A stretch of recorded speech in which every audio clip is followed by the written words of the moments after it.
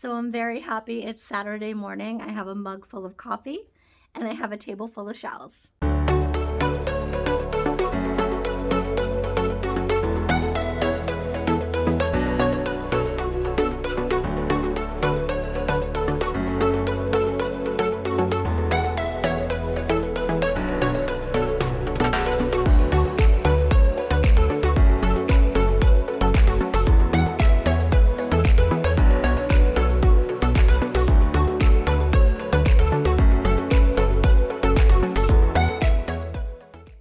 Oh, before we start, I do want to give you an update on the dog Whelk jar that we've been trying to fill. So every time I go to the beach, I find a new one and I pop it in the jar, but we haven't reached the top yet. So we still have time on that. I know a couple of people have asked me about that. Like, have we gotten close to the top? Are we still a really long ways away?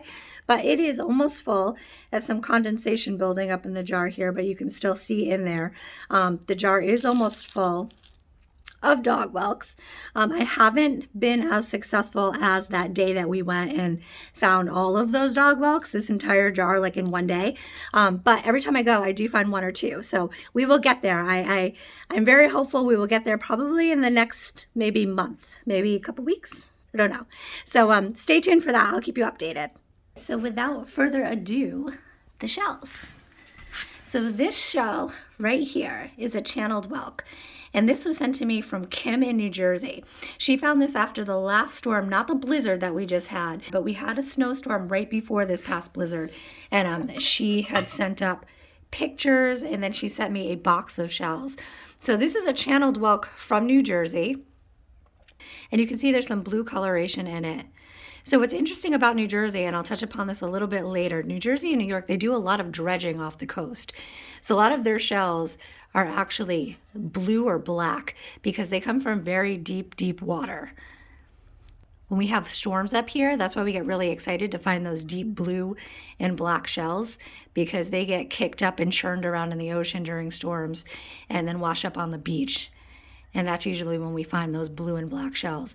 But something interesting about the channeled whelk is that it used to be the New Jersey state shell, but back before, I think it was like 1994 or 1995, they became over harvested. They were harvesting a ton of them and their numbers dwindled. So the state shell actually changed from the channeled whelk to the knobbed whelk. So this is a knobbed whelk that Kim sent from New Jersey, again found after the last storm. This is that blue color that a lot of the shells from New Jersey and New York are, again from deep water. So this is the knobbed whelk, which is now the new state shell of New Jersey and also of Georgia. So Massachusetts, we have the New England Neptune as our state shell, and New Jersey and Georgia have the knobbed whelk. So this is actually one of my storm shells that I found from the last storm, and I was super excited for those of you who've been following along with my efforts to keep the shells blue. This one actually stayed blue. And I actually dipped it in polyurethane, but you can see that nice blue color it kept. And it's from very deep water. It's very old. I've noticed that the thicker and the older the shell is, the more apt it's to stay blue.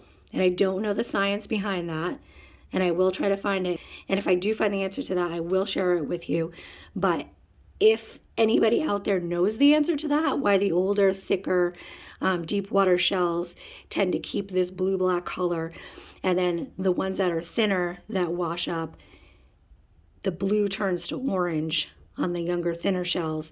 If anybody knows the answer to that, put it in the comments, because I have been researching and trying to find it. But if I do find the answer, I will share it with you. But look at how beautiful this storm shell stayed. Here's a couple other storm shells we found from those snowstorms. That stayed blue. There's another one that has a great purple pink coloration to it. But this is why we like the storms, because they really bring up shells that we normally don't see here on Plum Island. So something else that's interesting about the knobbed whelk, it is a very close cousin to the lightning whelk. This is a small lightning whelk. I showed you a bigger one from a previous video that I did. my other shell tour video. But this is a small lightning whelk, and what's interesting is the lightning whelks are the only whelks that have the opening on the left-hand side. All of the other whelks have the opening on the right. So here's this one. This is the knobbed whelk. These are the moon snails, opening on the right. I did this in a previous video. I showed you this, opening on the right, the Simstoni whelk.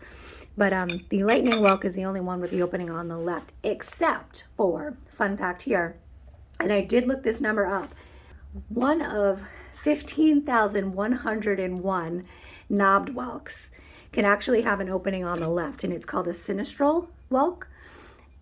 So the opening would actually be on the other side here, and it's called sinistral.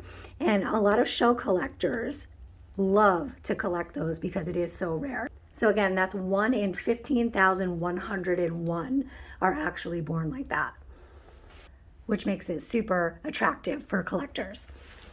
So on to the next. These are actually ram horns here. So these marsh ram horns were actually collected by Lisa in Harns Marsh in Lehigh, Florida.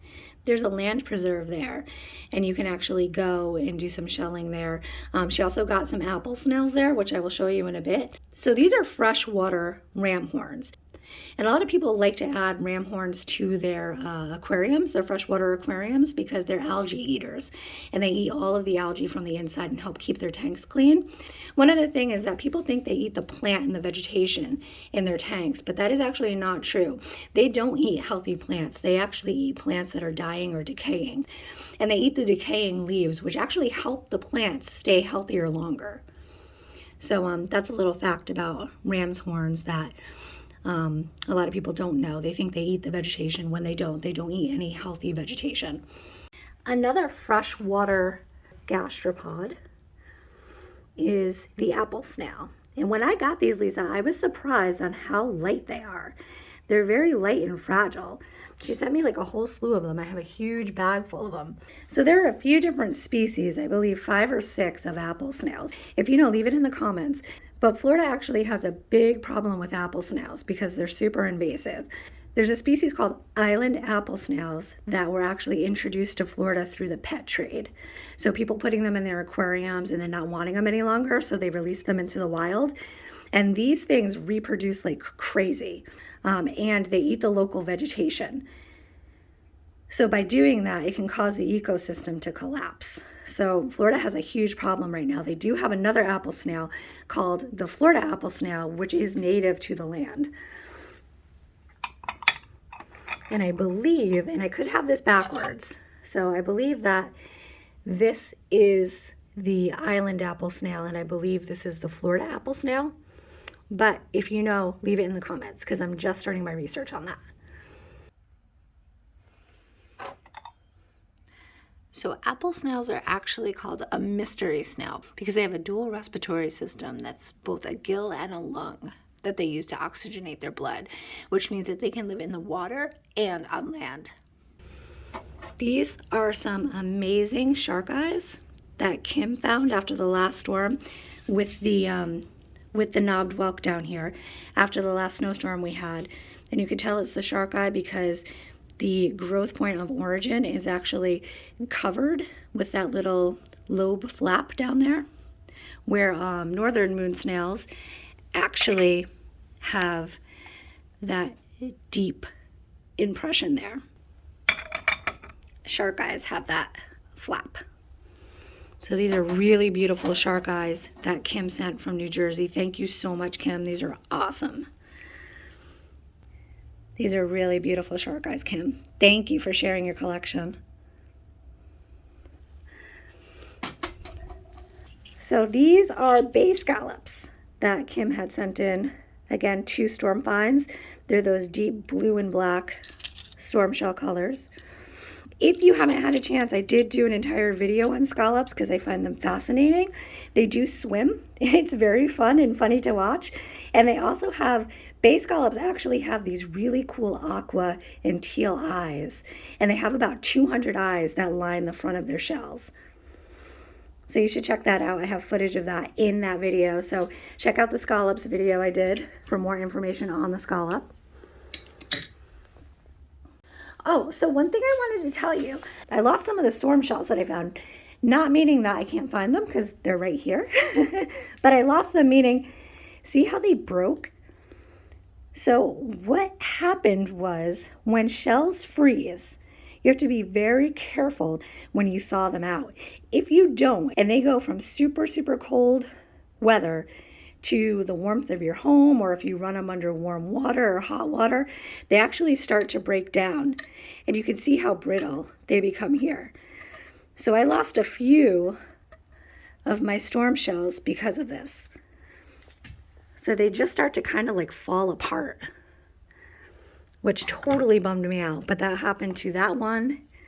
It happened to this one here. You can see how brittle. You can see how brittle they become. They just break apart. And I lost this one too. So I was totally bummed out about that. So whenever you find blizzard shells or snow shells, whenever you find shells that are frozen, definitely bring them up to room temperature very, very slowly, or else they will start to fall apart. It's a nice sea biscuit here from Lisa. Thank you. I'm not sure where she found this, Lisa. If you can let me know in the comments where you did find this sea biscuit, it is gorgeous and I love it. Just not sure where you did find this. So if you can let us know, that would be great. And also, Lisa, I believe these sand dollars are from Florida because they look very similar to the sand dollars that I find when I visit my parents down in Florida by Bradenton Beach. So these are very, very beautiful sand dollars. And these are very different than the sand dollars we have up here. The northern sand dollars that we have don't have the holes in them. And the holes actually help the sand dollar to bury themselves faster and also help them to so that water moves through them so they don't get lifted off of the ocean floor. So our sand dollars here don't have those holes, but the Florida sand dollars in other parts of the world, they do. So thanks, Lisa. And over here we have some very beautiful angel wings. So we have angel wings here, and there's two types of angel wings. There's true angel wings and there's false angel wings. And I believe in New England we have both. I'm not sure which one this is. I'll have to do some research on it. Maybe when I find out, I'll put it at the bottom of the screen. But these are beautiful. And the ones that we find here are probably about 1 inch to 2 inches, or the largest I found. This is a good, probably 8 inches. This is a beautiful, beautiful angel wing. Look at that. Look at that. It's very gorgeous. And these are actually wood burrowing bivalves. So if you ever find wood on the beach that has these perfectly drilled holes in them, it's from a wood burrowing bivalve. So you see all these ridges on them? They're like little teeth. And what they do is they work their way into the wood and they stay there for the longevity of their life. And all they do is they just keep moving and growing and moving and growing, and they bore these perfect holes into waterlogged wood and even into rock. It's really beautiful. I'm going to do an entire video on these, so I don't want to go too into depth on it, but that is just a little interesting fact about them that you might want to look up when you have chance. Lisa, I don't know what this shell is, but I'm very curious about it. So Lisa, or if anybody out there knows what this shell is, it looks like some kind of an auger to me, but I'm not 100% sure, and I haven't had the chance to research it yet. So if anybody knows, put it in the comments. Share with me. So Geo also sent me a couple of more shells. She sent me these beautiful, an apricot, a little apricot, and a blue shark eye. So these are from Geo. Geo, thank you so much. I actually have some shells heading your way. But these are two beautiful shark eyes. And they're shiny like that because she did put a little shellac on them, which I did as well. I did polyurethane this last storm shell that I found. So those are beautiful. We have a cone shell here. We have an olive shell here, 2 tulip shells here. Very beautiful. And before I forget, there's one hiding out in here. So this shell right here is called the Anteater Marte. And I'm not sure if I said that right. So Gio, please feel free to correct me if I said that wrong. But I will look up the common name for it. But it's a very beautiful shell. And it kind of reminds me of a more rigid, rugged version of the Florida tulip, which is right down here. They're both whorl shells, both beautiful whorl shells. But I will do some more research on this one right here and maybe put some information up on the screen for you. But that's a very beautiful shell. Thank you so much, Gio, for sending it to me. Some people asked if I do sell any of the shells that people send to me, and I don't, unfortunately. Those shells are very special to me. So I thank you all for sending them to me, and I do keep those shells for my personal collection. But any shells that I do find on the beach, if you're interested in them, I do have my Etsy shop, Plum Island Sea Cabin. There's a link in the description. I'm going to have a little bit more coffee, do a little bit more cataloging, and I will see you guys next time we hit the beach. Bye!